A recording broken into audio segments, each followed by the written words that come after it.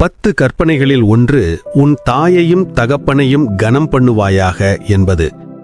அதையே எபேசியர் 6ஆம் அதிகாரத்தில் உனக்கு நன்மை உண்டாயிருப்பதற்கும் பூமியிலே உன் வாழ்நாள் நீடித்திருப்பதற்கும் உன் தகப்பனையும் உன் தாயையும் கனம் பண்ணுவாயாக என்பதே முதலாவது கற்பனையாயிருக்கிறது என்று தேவனாகிய கர்த்தர் கூறுகின்றார்.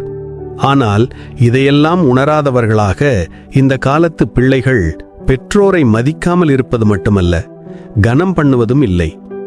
இந்நாட்களில் சொத்துக்காக பெற்ற தந்தையையும் தாயையும் கொலை செய்கிற நாட்களுக்குள் வாழ்ந்து கொண்டிருக்கிறோம். பெற்றோர் கஷ்டப்பட்டு சம்பாதித்த சொத்துக்களை கொள்ளையடித்து அது துரோகமல்ல என்பவன் பாழ்கடிக்கிற மனிதனுக்கு தோழன் என்று ஞானி நீதிமொழிகள் 28:24 கூறுகிறார். உங்களுக்கு நன்மை உண்டாயிருக்க வேண்டுமென்றால், வாழ்நாள் நீடித்திருக்க வேண்டுமென்றால் பெற்றோரை கனம் பண்ண கற்றுக்கொள்வோம். தேவன் கொடுத்த பெற்றோருக்கு கீழ்ப்படிந்து அவர்களுக்கு வயதாகும் போது அவர்களது மனம் நோகாமல் அவர்களை வாழ வைப்போம். அப்போது நாம் ஆசீர்வதிக்கப்படுவோம் என்பதில் சந்தேகமே இல்லை. ஆமேன்.